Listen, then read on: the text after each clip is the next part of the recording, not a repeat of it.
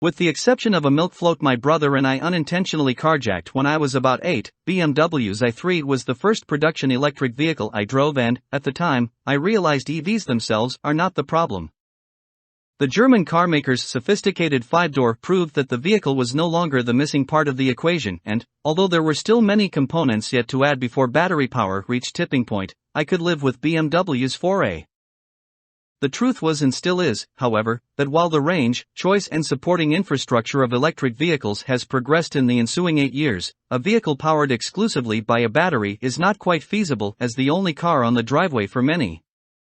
What BMW and many other brands have identified is that there's a middle ground between pure combustion power and pure battery with potential to be tapped. That's where this car comes in. Unlike the i3, which could be bought as a range-extended hybrid, the new BMW X3 xDrive 30e is a more mainstream plug-in hybrid, meaning it can be charged at home and driven about 41 kilometers using its 12 kilowatt-hours battery alone. After that, a 2.0-liter turbo petrol 4-cylinder takes over for a more conventional driving experience. This particular variant is therefore two X3s in one. It has essentially the same engine and transmission as the entry-level xDrive 20i but with xDrive all-wheel drive, and a little of the new pure electric 9.3 Soul albeit packing a significantly reduced zero-emissions range.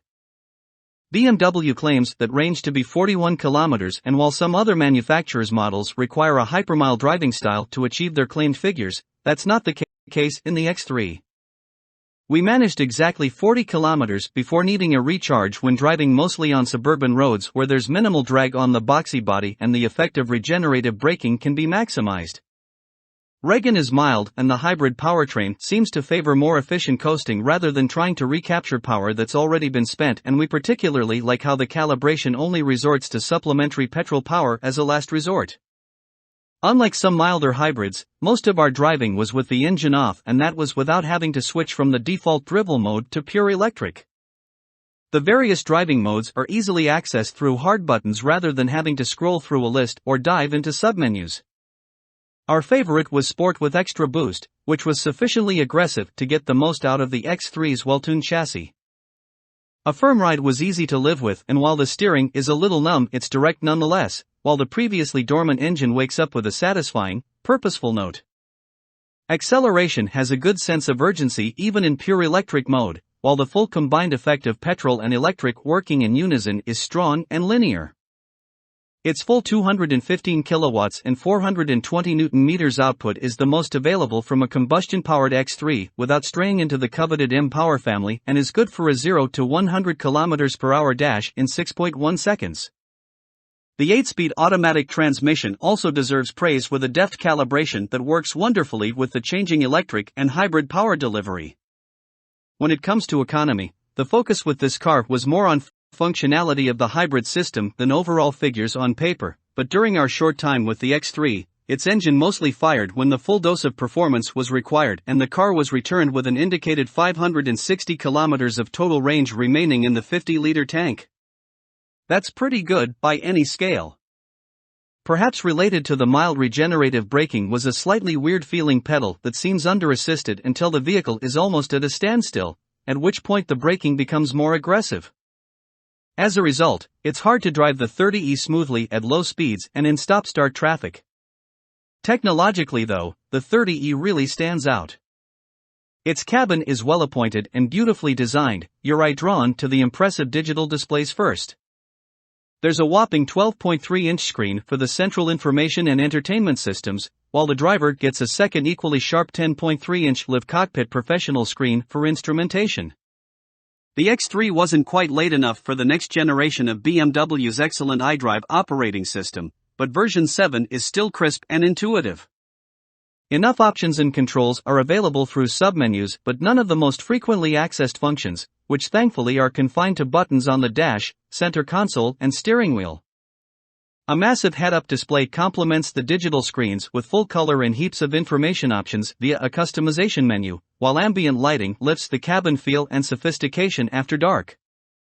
The parking assistance was the only black mark on the comprehensive list of tech with operation that was far too paranoid to be useful in a lot of instances. Practically, the 30e has virtually all of the standard X3's virtues with a decent second row for adults and a good scattering of charging and storage options. The boot is the only compromised point, with volume shrinking by a significant 100 liters to 450 L. The raised boot floor also makes it possible for items to fall out when the electric tailgate is opened if they have moved in transit. That aside, the X3 is a vehicle that has been comprehensively thought out, and its hybridization doesn't feel like an afterthought clumsily thrown into the lineup between the petrols, diesels, and the EV. Its chassis feels as though it was developed specifically for the extra weight of 2,065 kilograms, the engine and transmission are well programmed for the electric assistance, and the styling is subtle but nods at something a little different going on under the bonnet. Oh, and the option to leave the air conditioning running even when the car is switched off is another very welcome feature during the most savage summer months. Coming back to a cool cabin after a short shopping trip is a trick we would never tire of. It might appear, therefore, that the xDrive 30e is the X3 largely without compromise, but that's not quite the case. With any plug-in, you're still paying for a full engine and drivetrain similar, if not identical to petrol-only versions, but with the added cost of the electric parts too, which is why the starting price for BMW's FEV X3 is a hefty $104,900 before on-road costs. As for alternatives, the 30e almost has the stage to itself. The only threat in the segment comes from Mercedes-Benz, which offers a plug-in version of its GLC with a suspiciously similar 300e boot badge. Opt for the Merc and you'll get a similar package, but for a price that's more than $9,000 cheaper. The value proposition is even harder to balance when you consider the full electric 9.3 is only 10% more expensive, priced from $114,900 plus on-road costs. Ownership costs don't help either.